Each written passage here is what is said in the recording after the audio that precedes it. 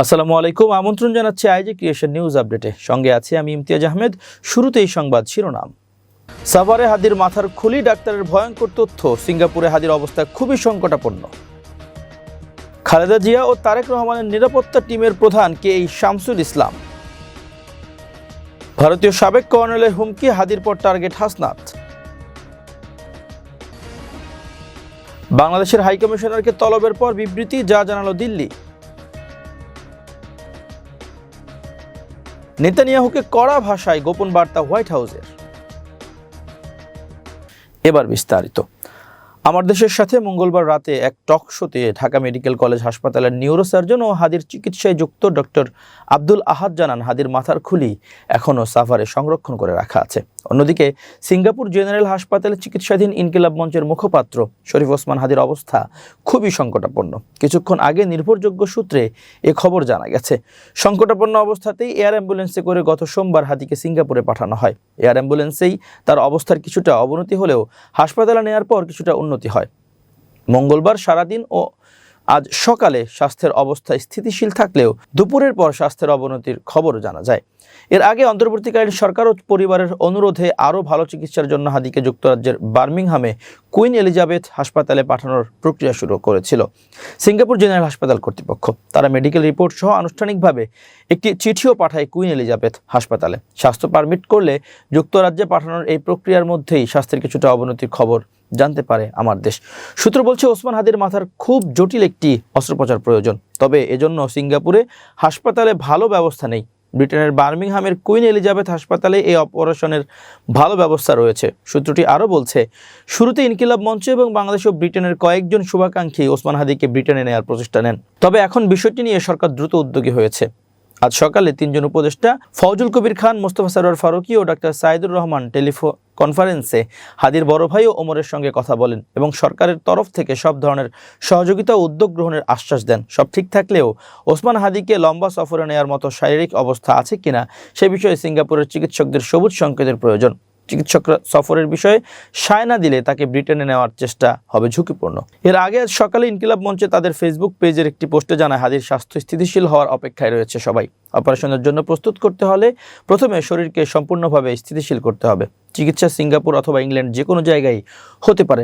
Brain সক্রিয় করার জন্য অপারেশন প্রয়োজন। বর্তমানে মূল লক্ষ্য হলো শরীর আর ব্রেনের মধ্যে সংযোগ স্থাপন করা। ব্রেন ছাড়া শরীরের অন্য সব অঙ্গ সক্রিয় রয়েছে। তার পরিবার তার জন্য বিশেষ দোয়া কামনা করেছে। ওসমান হাদির জন্য বিশেষ দোয়ার আহ্বান করেছে তার পরিবার। আল্লাহ যেন তাকে হায়াতে তাইয়্যিবা নসিব করেন।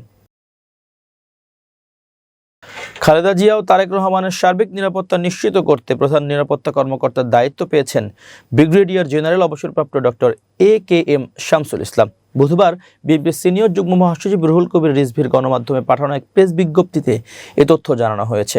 শামসুল ইসলাম সম্পর্কে যা জানা যায়, ময়মনসিংহে জন্ম নেওয়া সাবেক এই সেনা কর্মকর্তা আগেও বিএনপি চেয়ারপারসনের নিরাপত্তা বিষয়ক টিমের চিফ কোঅর্ডিনেটর হিসেবে কাজ করেছেন।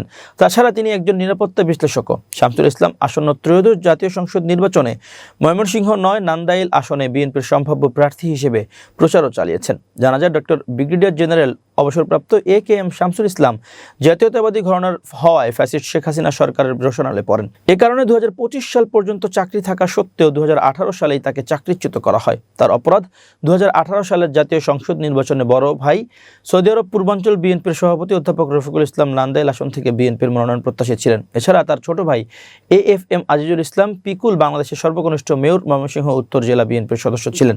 আর তাই তো চৌকস অফিসার হওয়া সত্ত্বেও শামসুল ইসলামকে সেনাবাহিনী থেকে বাধ্যতামূলক অবসরে পাঠায় হাসিনার ভারতপন্থী সরকার। ভারতের সাবেক সেনা কর্মকর্তা কর্নেল অবসরপ্রাপ্ত অজয় কে রায়নার একটি টুইট ঘিরে সামাজিক যোগাযোগ মাধ্যমে তীব্র সমালোচনা ও উদ্বেগের সৃষ্টি হয়েছে। টুইটে তিনি দাবি করেন, ওসমান হাদির পর পরবর্তী টার্গেট হতে যাচ্ছেন হাসনাত আবদুল্লাহ। কর্নেল অবসরপ্রাপ্ত রায়না একজন নিরাপত্তা বিশ্লেষক এবং প্রায় 30টি বইয়ের লেখক হিসেবে পরিচিত। বিতর্ক আরও গভীর হয় যখন ওই পোস্টে তিনি কোথাও গুলি করা দরকার তাও উল্লেখ করেন। গুলি করতে হবে ঘাড়ে, মাথায় নয়। প্রথমে তাকে নিশ্চুপ করাতে হবে এবং ছোট ছোট ভুলগুলো শুধরে নেওয়া হবে।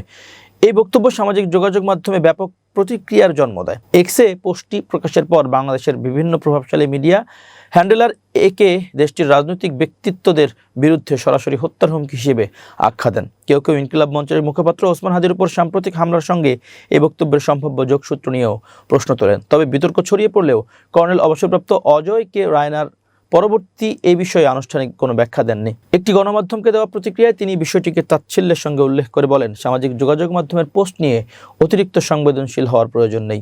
একই সঙ্গে তিনি মন্তব্য করেন, বাংলাদেশের উচিত ভারতীয় নিরাপত্তা ইস্যুতে বাড়াবাড়ি না করা, কারণ এতে পরিস্থিতি শান্ত হওয়ার বদলে আরও উত্তপ্ত হতে পারে। ইনকিলাব মঞ্চের মুখপাত্র ঢাকা ৮ আসনের সম্ভাব্য প্রার্থী শরীফ ওসমান হাদিকে হত্যা চেষ্টার ঘটনায় মূল অভিযুক্ত ফয়সাল করিম মাসুদকে মাইক্রোবাস ভাড়া দিয়ে পালাতে সহায়তা করা মোহাম্মদ নুরুজ্জামান নোমানী ওরফে উজ্জ্বল চাঞ্চল্যকর কিছু তথ্য দিয়েছেন আদালতে।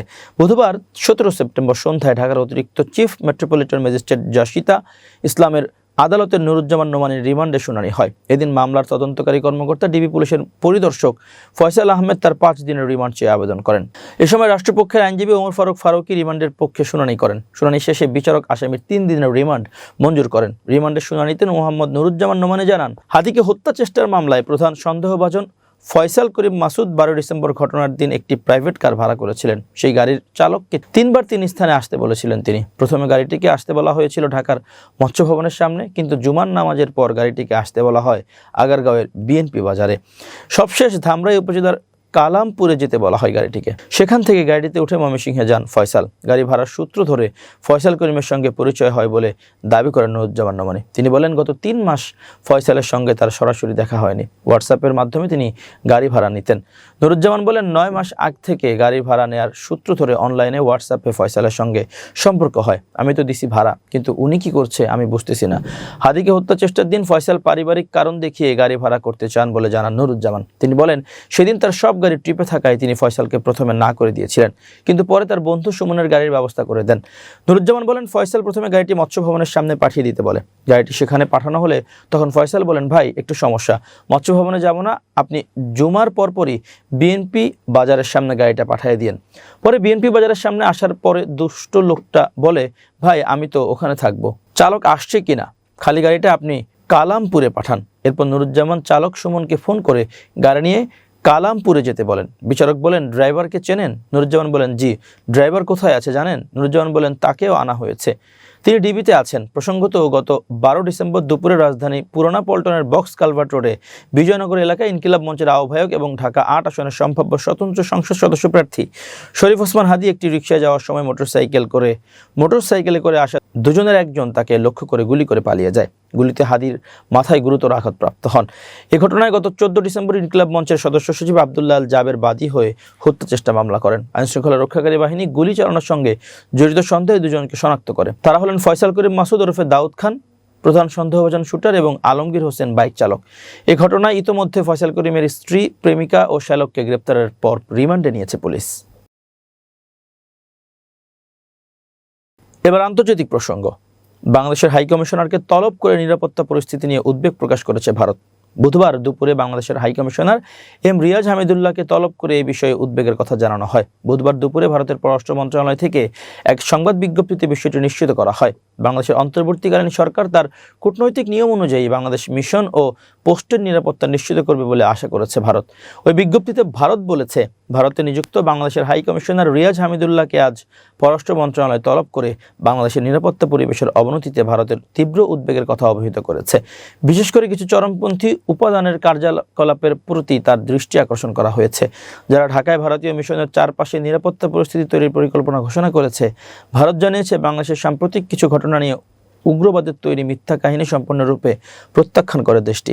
এটা দুঃখজনক যে অন্তর্বর্তী সরকার এখনও সম্পূর্ণ তদন্ত চালায়নি এবং ভারতকে প্রাসঙ্গিক প্রমাণ শেয়ার করেনি। ওই বিবৃতিতে ভারতের পররাষ্ট্র মন্ত্রণালয় আরও বলেছে, বাংলাদেশের জনগণের সঙ্গে ভারতের ঘনিষ্ঠ ও বন্ধুত্বপূর্ণ সম্পর্ক রয়েছে, যা স্বাধীনতা সংগ্রামের মূলে রয়েছে। বিভিন্ন উন্নয়নমূলক এবং জনগণের সঙ্গে যোগাযোগের মাধ্যমে তা আরও জোরদার হয়েছে। আমরা বাংলাদেশে শান্তি ও স্থিতিশীলতার পক্ষে এবং শান্তিপূর্ণ পরিবেশে অবাধ, সুষ্ঠু, অন্তর্ভুক্তিমূলক এবং বিশ্বাসযোগ্য নির্বাচনের জন্য আমরা ধারাবাহিকভাবে আহ্বান জানিয়ে আসছি।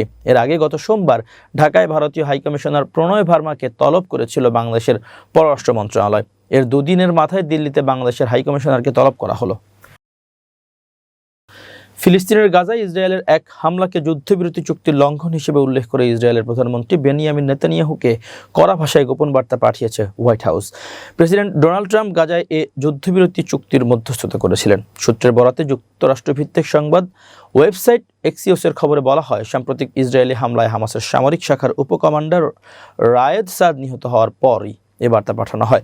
হামলায় 4 জন নিহত হন। প্রতিবেদন অনুসারে একজন ঊর্ধ্বতন মার্কিন কর্মকর্তা বলেছেন, নেতানিয়াহুর প্রতি হোয়াইট হাউসের বার্তা ছিল, আপনি যদি আপনার সুনাম নষ্ট করতে চান এবং দেখাতে চান যে আপনি চুক্তি মানেন না, তবে সেটি আপনার বিষয়, কিন্তু গাজার চুক্তি সম্পাদনের পর রাষ্ট্রপতি ট্রাম্পের সুনাম নষ্ট করার অনুমতি আমরা আপনাকে দেব না। মার্কিন কর্মকর্তারা জানিয়েছেন, ইসরায়েলি সরকার হামলার আগে ওয়াশিংটনকে অবহিত করেনি বা তাদের সঙ্গে পরামর্শ করেনি। গাজার হামাস প্রধান খলিল আল হাইয়া টেলিভিশনকে দেওয়া এক ভাষণে নিশ্চিত করেছেন, ইসরায়েলি হামলায় সাদ নিহত হয়েছেন। শনিবার এক বিমান হামলায় নিহত হওয়ার আগ পর্যন্ত সাদ বেশ কয়েকটি ইসরায়েলি হত্যা প্রচেষ্টার লক্ষ্যবস্তু ছিলেন। 10 অক্টোবর গাজায় কার্যকর হওয়া যুদ্ধবিরতি চুক্তি সত্ত্বেও এই হামলা চালানো হয়। চুক্তির পর থেকে ইসরায়েলি সেনাবাহিনী বারবার যুদ্ধবিরতি লঙ্ঘন করে কমপক্ষে 391 জন ফিলিস্তিনিকে হত্যা করেছে এবং 1063 জনকে আহত করেছে। 2023 সালের অক্টোবর থেকে গাজায় ইসরায়েলের হামলায় 70,600 জনেরও বেশি মানুষ নিহত হয়েছে, যাদের বেশিরভাগই নারী, শিশু এবং 1,71,100 জনেরও বেশি আহত হয়েছে, যা যুদ্ধবিরতি সত্ত্বেও অব্যাহত রয়েছে। প্রিয় দর্শক, শেষ করছি আইজি ক্রিয়েশন নিউজ আপডেট। আজ এ পর্যন্তই। ভিন্ন খবর নিয়ে দেখা হবে আগামীকাল সন্ধ্যা 7:30টায়। নিজেকে আপডেট রাখতে সাবস্ক্রাইব করুন চ্যানেলটি। নিয়মিত লাইক, কমেন্ট ও শেয়ার করে ছড়িয়ে দিন সর্বত্র। সুস্থ থাকুন, নিরাপদে থাকুন। আল্লাহ হাফেজ।